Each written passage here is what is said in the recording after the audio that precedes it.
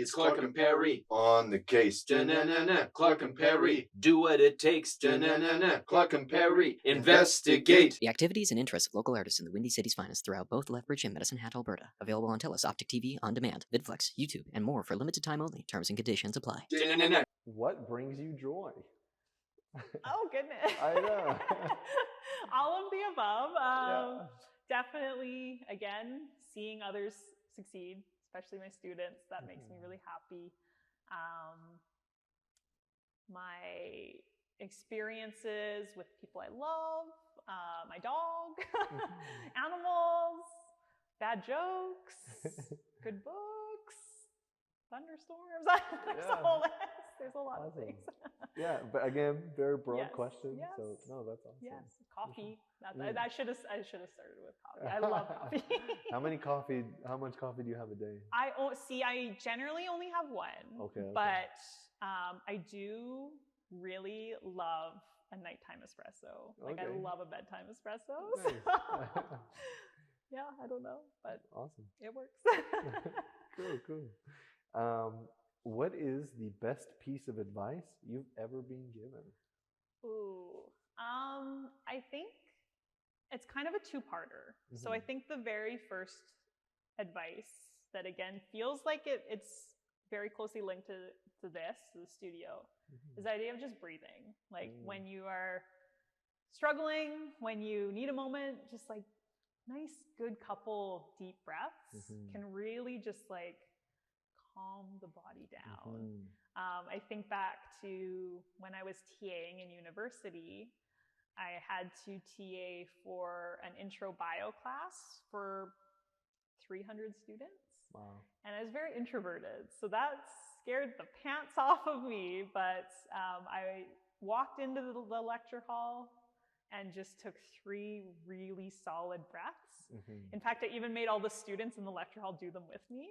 And I just feel like from there on, it was smooth sailing. Like, all the anxiety just kind of floated away. So as an actor, totally get it. Right? Breathing is like a huge thing that I think we underestimate. I agree. The power of it, right? for sure. I imagine. I feel like it's probably the similar concept. I've never acted, but I could see just being in front of the crowd, right? And just needing that kind of time Public to yourself. speaking. Right? Yeah. Exactly. So that, and then like, I think I recently heard kind of someone add on to that, in that breathe in the discomfort. So I like that as well, because it's like, yeah, there's going to be uncomfortable times and situations you're in, and the best thing you can do is just breathe and get through it, you know? It's like, it's the one thing you can do no matter what. Yes, and you should do no matter what. And you should do no matter what. Yeah. Yes. So yeah. Exactly. So simple, but it's something I have to tell myself and my students a lot, is just breathe. Yeah. And I wonder if that plays a part in like physical activity, because it forces us to breathe, you know? Like, I don't know any science behind that. Yeah, but agreed. Oh yeah. We forget. Yeah. It's funny. It's funny. You're holding something and you start feeling uncomfortable. And it's like, have you thought about just a quick little breath? Yeah. It might help. Let's take a breath right now. Yeah, right? So good. Awesome. So good. Awesome. Okay. Our next question for you is, what movie or show do you keep rewatching? Ooh, there's a few. We've talked about The Office briefly while we were setting up. It's a great one. I don't think I'm quite up to as many rewatches as you guys are. Yes, so we've watched it a number of times. I'll work on that. I think The Office, Schitt's Creek, and Community actually is really resonating with me now as a college instructor. So. Oh, amazing. Yes, so those are kind of the gold star, sick day, whatever, just pop one on and you're set. Love that. Awesome. I have also watched Community. So yes. Lovely. Awesome. Yeah. Very cool. What was your favorite game as a child? And it could be, either like board game or video game or anything. Sure. That's something that's tough to say. My dad and my older brother kind of introduced us to the world of video games. So we had a pretty good gaming setup throughout my childhood, I found. Kind of depended on the day. There was days, the one that pops into my head immediately for some reason is Spyro on the PlayStation 1. Right on. I feel like I played a lot of that one. Yeah.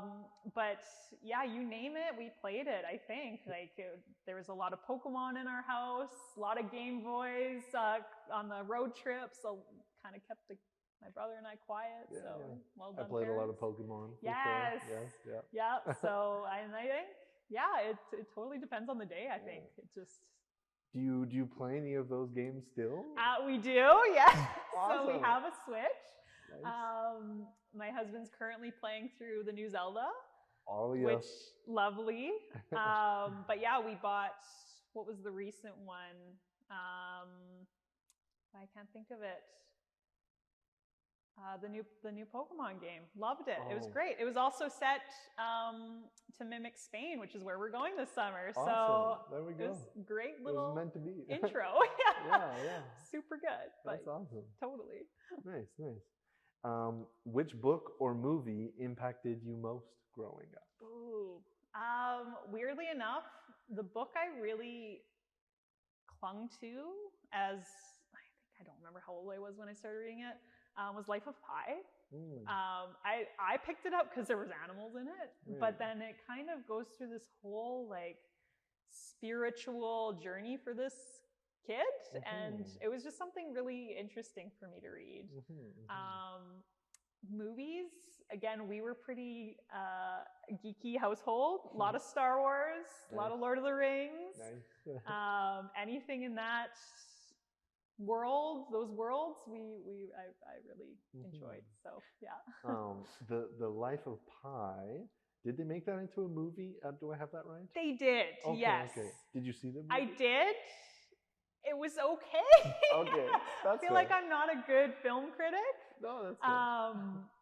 But I definitely got more out of the book, I think, than I did the movie. No, that's totally fair. Yeah. Yes. Have you? I haven't read The Life of Pi, but have you read The Alchemist by Paulo Coelho? I haven't. You haven't. But I should. You should. Okay. Just again, I haven't read them both, Yep. so I don't know the similarities. Yes. But again, it's a kid and his spiritual journey. I would recommend it. Okay, it's on my list. Yeah, awesome. I have reading to do. I'm ready. Okay, thank you. With an espresso and everything. Yes. Oh, sounds great. Sure. Yeah. Awesome. What is your favorite memory? Okay, I'll just go with the one that comes first to my brain. Yeah. So we were in South Africa, my cousin and I, my younger cousin Kara, and we got to go on this little boating excursion to see whale sharks. And while we're out there, remember the water was pretty choppy because you're out on the ocean. And suddenly our guide just yells, "There's two sharks right under us. And if you want, you can go, but you have to go now." And I was like, I didn't even think of it. You have to do the backwards roll in. And I hit the water. And again, I'm clumsy. So I kind of like took a second to reorient myself. And finally, I kind of look over my shoulder and this beautiful whale shark just swims right by me. It could have smacked me in the face if it wanted to. But it was just such a crazy experience of just seeing like their beautiful pattern under the water. And super, super cool. Wow, yeah. Yeah. That's crazy to me, I think, especially like underwater beings. And it's like, yeah. It feels like you're not here. Like it feels like you're on an entirely different world. Yeah. Like it's just quiet and there's just these big, beautiful beasts, like minding their own business. Yeah. Hopefully we didn't disturb them too much. Yeah, totally. But it was just really, really cool.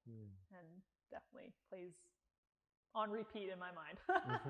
Absolutely. No, that's awesome. Yeah. What is on your bucket list? We can do maybe like top 3 things. Okay. Definitely, again, I think I would love to do a retreat somewhere. So figure that out one of these days. What else is on the bucket list? Gosh. Oh, man. That's okay. You're living your bucket list. I mean, clearly. I'd love to. Travel is obviously, I feel like there's so many different aspects of travel, like seeing different places. I'd love to like fluently learn a language. I feel like I'm missing that out. For sure. I'm trying, but it's a very slow process. For so, sure. Yeah, but that'd probably be a good one to do, I think. Awesome. Yeah. Cool. Yeah. These are very broad questions. Perfect. Yeah. Awesome. I mean, actually, I think you already answered this. What are 2 places you want to go before you die? I think you said Mongolia. Mongolia's a good one. And See, I'm testing you. Yes, good. Okay, you got it. Yeah, okay. absolutely. Are there any other places? I think Galapagos is on there. Galapagos. Portugal, I'm hopefully going to be in a couple weeks, so okay, we'll awesome. take that off the list. Yes. There's so many cool places out there. I mean, I feel like everywhere has potential to be the next incredible spot of your life. So what kind of building on this question a bit more, like what do you get out of traveling, and has that changed like with age? Like, what do you get out of traveling? Oh, it's just I think the experience of seeing something so out of your norm, I guess, right? Like we live in our own little bubbles and they're comfortable. They're there for a reason, but just being out exposed to the different cultures, the different norms, the different sceneries, like it's just so cool that I was gonna say, you can't really buy something like that. I mean, you have to pay some money to travel, but it's just such a cool experience that I think if you have the ability to do it, it's so worthwhile. Honestly, that makes me think of your piece of advice where it's breathe in the discomfort. Exactly. And those new scenery, new experiences can be discomfort, but potentially it gives you a chance to breathe, you know? Yeah, I love that. Absolutely. Because you're going to be out of your comfort zone and you're going to go, oh my gosh, what's going on? But it's just like, no, like this is your time to just experience something different. For sure. And then how do you think your experiences traveling, like does that impact your work, like teaching or even your aerial pursuits? I hope so. I hope it does. Especially in the world of like wildlife biology, it's all great. We do a lot of very localized studies, but I think it's important to see that certain things don't apply the same everywhere, right? So it's key to kind of have that more global citizen perspective to try and understand why things are the way they are everywhere. And we're all a closed system, if you will. So what affects them there is going to affect us here and vice versa. So it's important to keep in mind that even though you feel like you're in your own bubble, it's still connecting everywhere. So I love that. I love that phrase, global citizen, for sure. Yeah, right? Like it just, I hope it comes through to my students. Awesome. Moving swiftly along. What is the most exciting adventure you have been on? The sharks sounds pretty exciting. Whale sharks were pretty darn awesome. Do recommend if you can. Most exciting adventure that I've been on. What all did we do? I mean, we spent some time. That's a new one, I guess. When we were in Indonesia, we were able to go visit the Komodo Dragon Island, which was really, really cool as well. Got to hike around and see the Komodos. Didn't steal one. That's what people were doing. So they had to shut the island down for a little bit, I guess. Gosh. People kept stealing baby Komodo dragons, but that's not cool. It's not cool. So really cool experience while we were there. But even just the town kind of is built on the side of this island. So you boat out to the island and back. And it was just a really cool experience being there.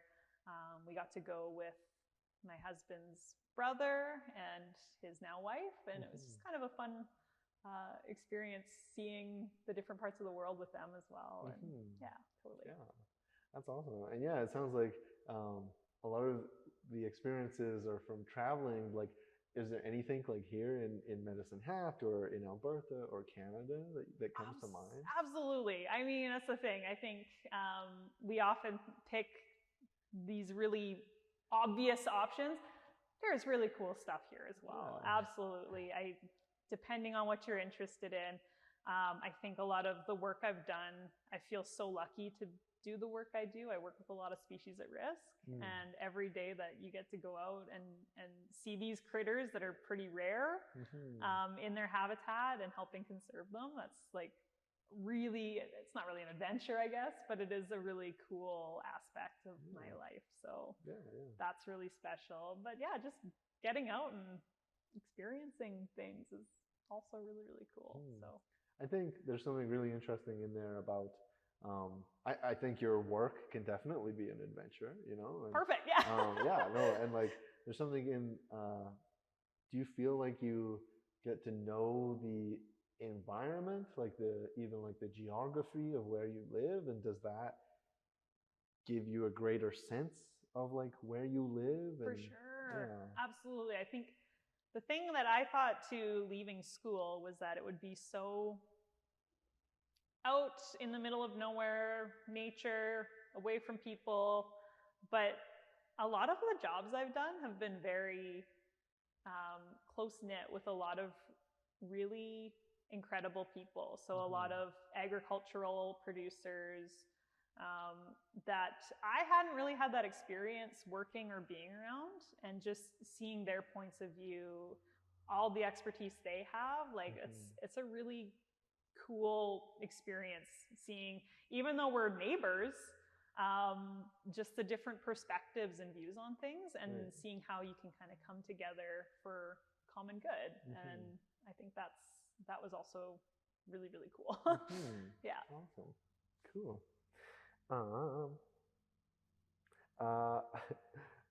It's a lot to do with travel, but where is the most awe-inspiring place you've visited?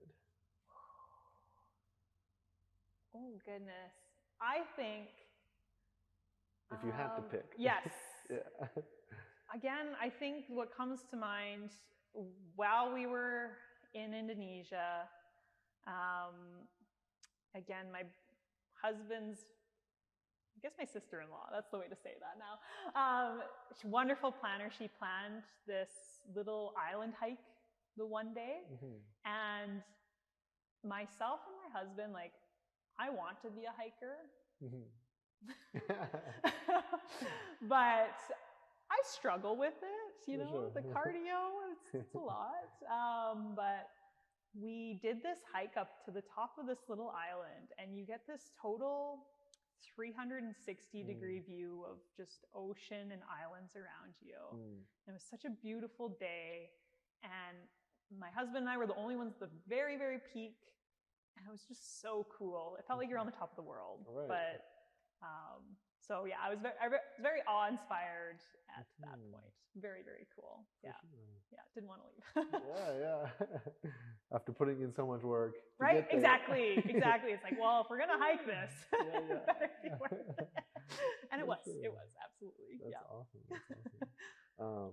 Yeah, I mean, you mentioned briefly, like, when you tell people you do aerial sports, they're like, they come out and like, oh, don't you have to be super strong? Does cardio play a role in aerial sports? Or is it more? I think the endurance should be there. So that's something I'm working on as well too. But yeah, you want a good degree of stamina, endurance, and again, you don't have to start with it. You can build it. It builds, absolutely, it does. So yeah, I think you can walk in here having little to no stamina, strength, whatever, and that's what we do for you. We build it for you. Yeah, so absolutely. I mean, you build it for you, but yeah, totally. Awesome. If you weren't in your current profession, yes, what would you be doing? Oh, okay. If it wasn't science, and I couldn't just run away to the circus because that would also be really fun. Yeah. I actually I have a weird interest in like history. So I feel like I don't know how many jobs there are out there for historians. Yeah. But I did find that actually really interesting later on in life. So maybe that. Or language. I also think language is really, really cool. For sure. Yeah. For sure. Yeah. History or language. Yeah. Awesome. Just a total 180. Yeah. Do you know any like interesting historical facts? Or not right now? Oh my gosh. I know, putting you on the Woo! spot. I feel like it's deep down in there. I had to take a history of agriculture class at U of L, For sure. Lethbridge, and I think I learned a lot. I remember learning a lot in that class about like how we got to where we are. Yeah. The weird random fact that I remember out of that class was that we tried to like domesticate zebras to do like horse work. Oh. But they don't. They just like, they bite.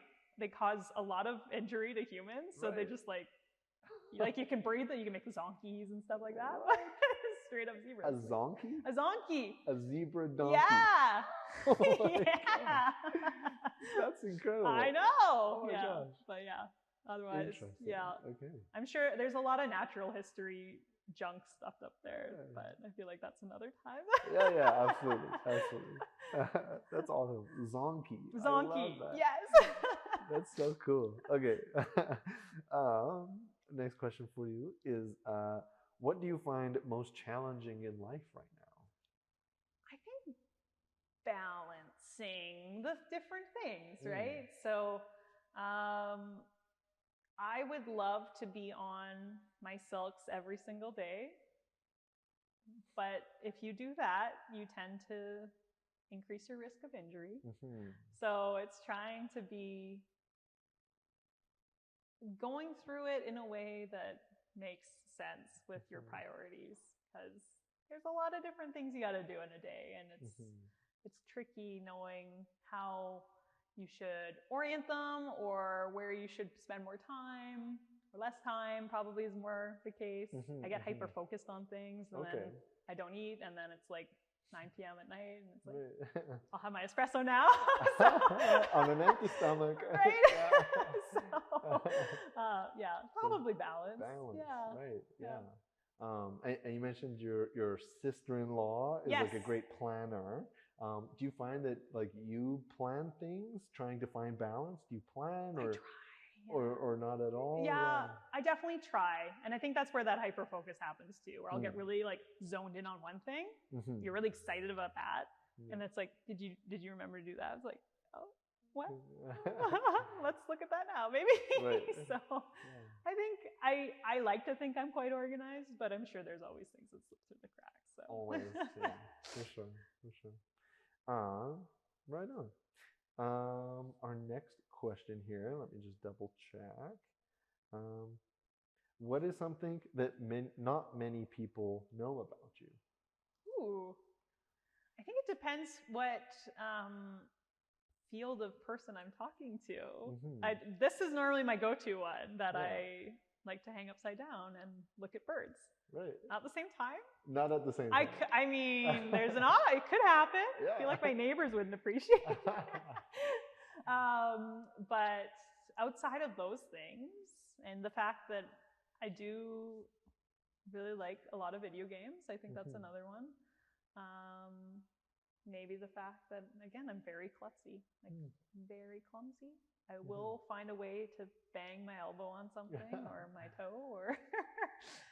Yeah, I found a lot of different ways in the past to create a bruise. So, right? But yeah, I mean, the best example ever, I got proposed to after I broke my arm. Not his intention, but we were down at Red Rock Coulee. I don't know if you've been down there or not. I don't think so, but very cool little natural area south of Medicine Hat. And I saw a rock and got really excited and ran down like a rock, not a rock, but like a rock. Yeah. Got excited about the rock, slipped, broke my arm. And I remember like looking at it and being like, I think I just sprained my thumb. It's fine, kind of thing. Meanwhile, he was planning on proposing down there. Right. So he props me up after asking me like 29 times, you're okay? You're sure you're okay? I'm like, it's fine. My thumb's fine. Don't worry about it. He's like, okay, well, let's take a photo together and then we'll go. And I was like, perfect. So he gets me propped up on this rock, runs over to set the camera up to record like him proposing. And I guess at one point I just yelled at him, I'm gonna have a quick nap. And lights out, I was down, like passed out. Oh no. So he comes running over and this whole thing.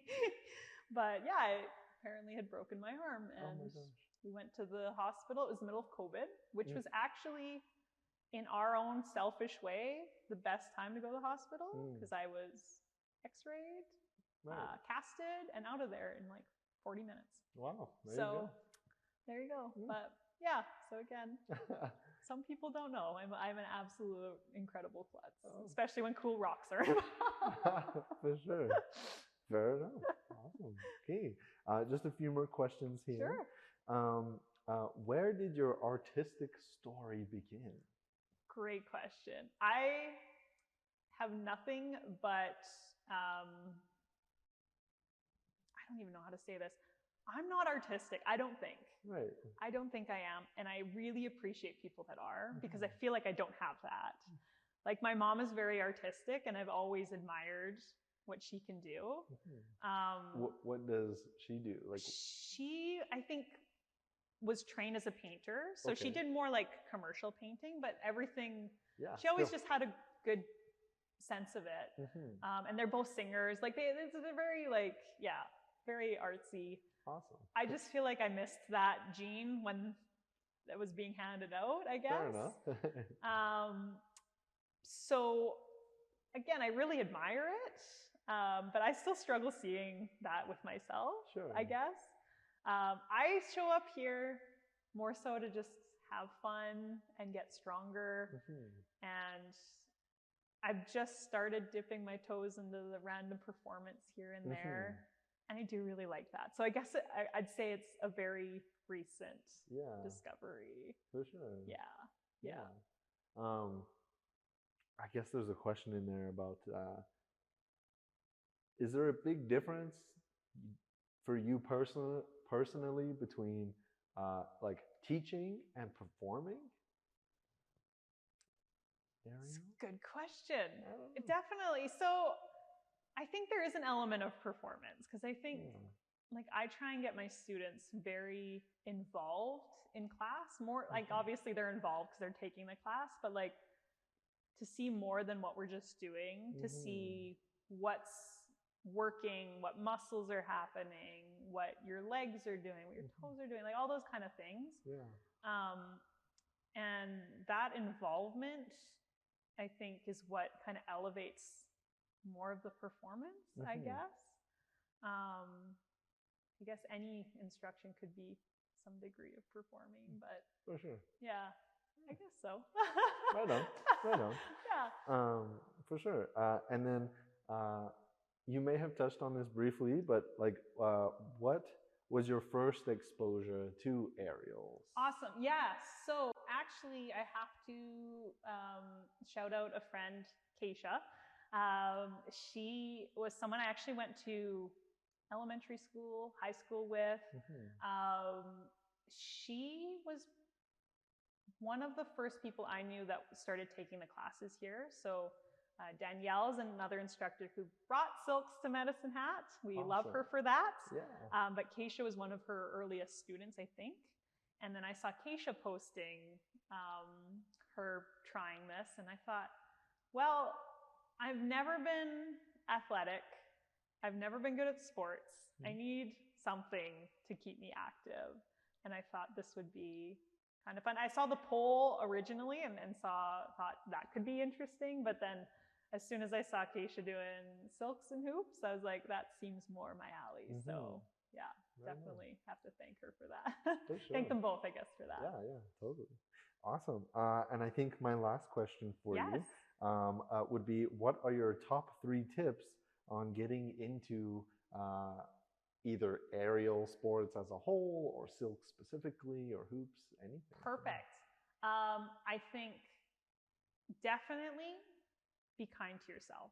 So it is a completely foreign, brand new skill, and there are going to be ups and downs, literally. So just knowing that you're learning it, and it's going to take time, and to have fun with it. That's the key thing. That's what kept me coming back. I've never gone to a workout class that I didn't enjoy and went, yeah, I want to go back and do that again. I know there are people out there like that, but that just wasn't me. So trying to have fun with it is really important. And then knowing that you really are building a trust relationship with the apparatus and your body. Yeah. So it's like not the quicker, but as that happens, as that trust builds, you're going to get better. Even if you're not really getting stronger at that point, you're just going to get better. And at that point, you can relax and you can have more fun with it. So you can breathe. You can breathe. Exactly. Yeah. Nice 360 back to it. So yeah, exactly. It's just one of those things. We're not all amazing to start. And honestly, you get stronger when you have to struggle with it. So take it with stride, right? Yeah. Awesome. I think that is all the time we have for questions today. So thank you everybody for tuning in. I'm Perry. Clark isn't here today, but we will be back shortly with Morgan to showcase some lovely silks and potentially hoop skills. So thank you. Bye. Bye. It's Clark and Perry on the case. Clark and Perry, do what it takes. Clark and Perry, investigate. The activities and interests of local artists in the Windy City's finest throughout both Lethbridge and Medicine Hat, Alberta. Available on TELUS, Optic TV, On Demand, VidFlex, YouTube, and more for limited time only. Terms and conditions apply.